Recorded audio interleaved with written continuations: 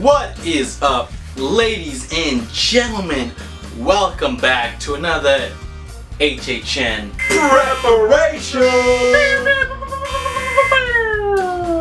Now, we've had many videos in the past about what to expect and what to do in this case, but you know what? We also have to look at the opposite side of HHN. Not everything is always as it seems, and sometimes you're gonna get those flops, or you're gonna get those, dare I say, disappointing moments. And so, this is our top 5 disappointing moments at HHN. That is right. And so, as the drill goes, we have not seen each other's lists, and I guess I'll start with my number 5.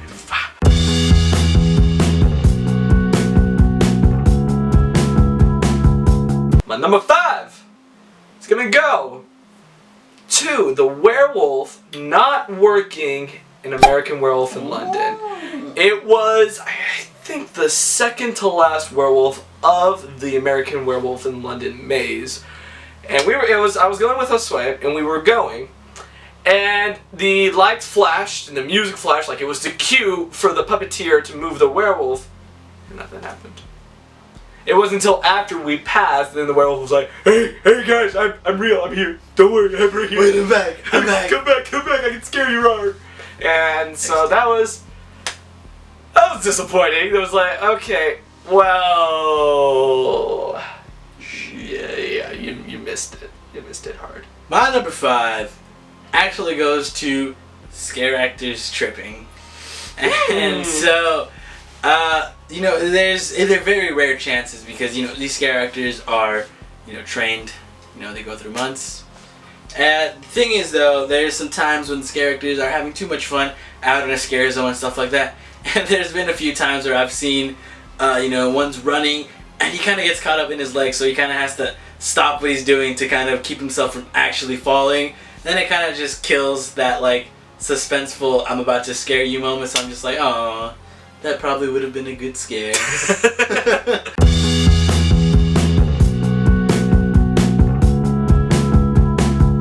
My number 4 is actually very closely to Thomas's, and my number 4 is when the effects in a certain, moment in a maze don't work. And I couldn't pinpoint one because I've had many times where this has occurred where, like Thomas says, we will get the cues, the audio cue, and the lights will flash, but nothing happens.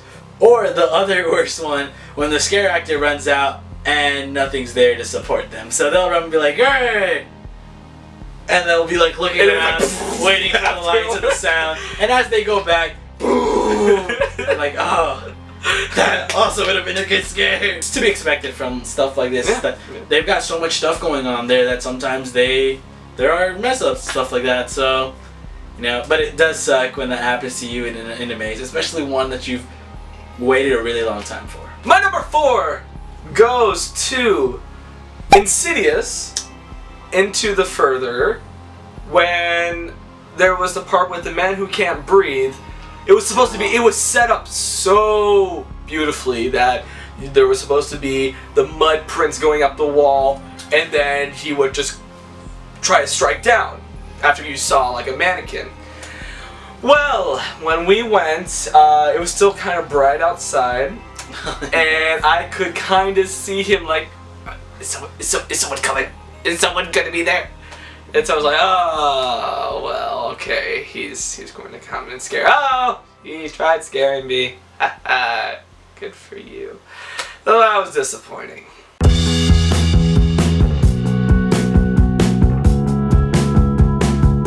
My number 3 is pretty much Josue's number 4.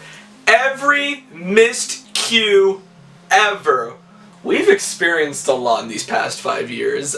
And it goes from Texas Chainsaw Massacre, where the artificial pre-recorded scream and the flashing of the lights, where the chainsaw is already coming out, but you don't hear the chainsaw because it's not really on, so it's just, and then afterward, all the music.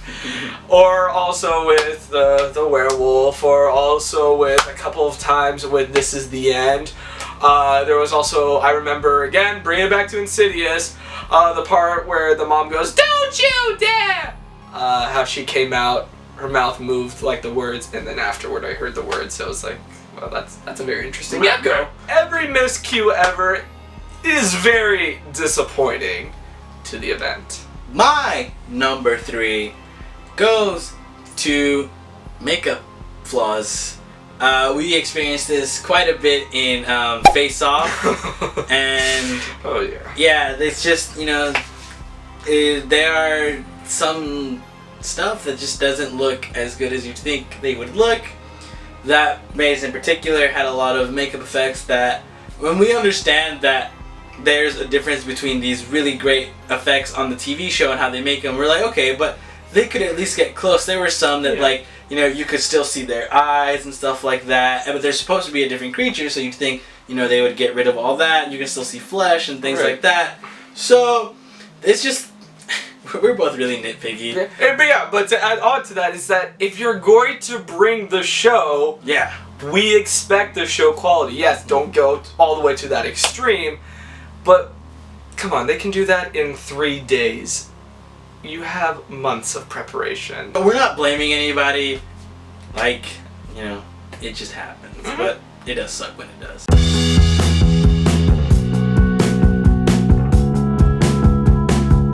My number 2 actually goes to a scare zone. The Chucky scare zone from, oh god, I don't remember the year. It's gonna kill me, but it'll show up around here. We were actually being chased by one of the little Chuckies, and he dropped his knife, and he was forced to go back and pick it up, which killed the illusion that Chucky was gonna kill me because he dropped his knife. I thought it was really funny because, you know, he was like all with it, and then oh no. So he had to go back, and I was kind of disappointed in the fact that, you know, he dropped his knife. My number 2 is specific to Krampus. And it was the 3rd time we went through. We went through Krampus a lot. Krampus was a good one. And it's the first evil elf that you come across. They open the door and then they're like, "Ooga-bee." But for some reason, they saw me with my camera, and instead of trying to scare me, they just gave me a thumbs down. And that was just, come on. Way to kick me out of the illusion immediately when I entered the maze. So the rest of it, I was just walking through, still thinking like how I got a thumbs down. Thumbs down hurt. They really hurt our feelings.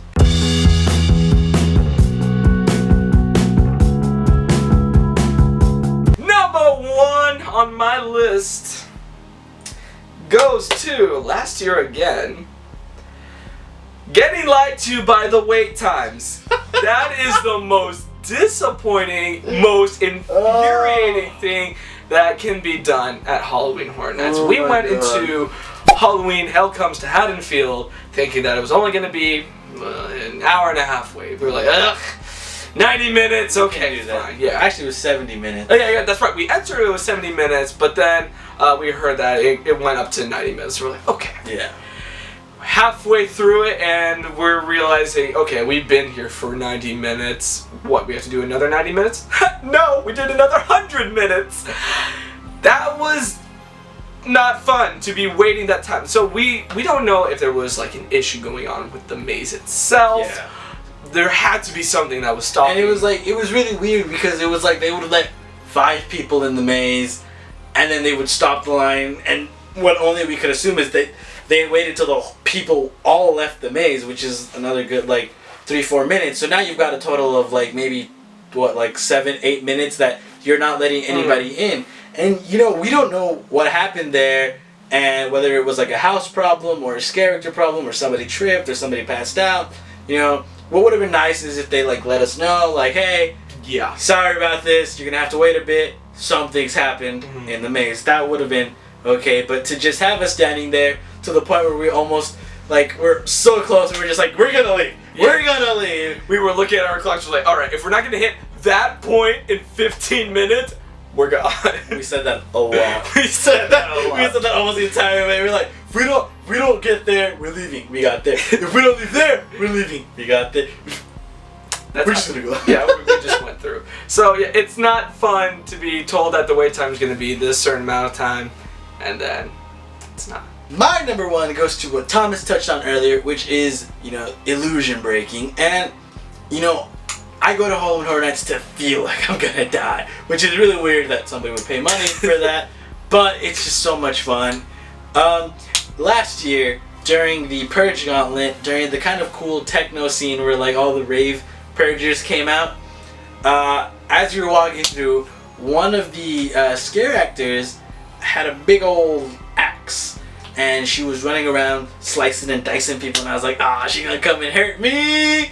She actually slid past me and she hit me with the top of the axe, and it was it didn't hurt, obviously. And I was like, oh, that's cool, like she hit me, like she's gonna be like, that's what you get. She actually apologized, which I get, but it also breaks the illusion that a murderer is gonna come up to you and say, sorry. I was totally fine with it. If that actress is watching, no hard feelings. We're cool. But it did break the illusion, and I was really sad about that. I laughed a little about that too, because it was kind of funny that this killer, sorry. So whatever. It is what it is. There you have it. Those were our top 5 most disappointing moments at Halloween Horror Nights. If you have your own, we want to know in the comments. Make sure to put it there. And if you like this video, make sure to hit that like button. If you're not already, subscribe to TLEV. Also, what if they want to follow us? Where do they follow us? If you want to follow us on Twitter, you're going to go to TLE Tweets. What about Instagram? You're going to go to TLE Pics. Ooh, I like the sound of that. And of course, I'm Thomas. I'm Josue. We the boys. We out here.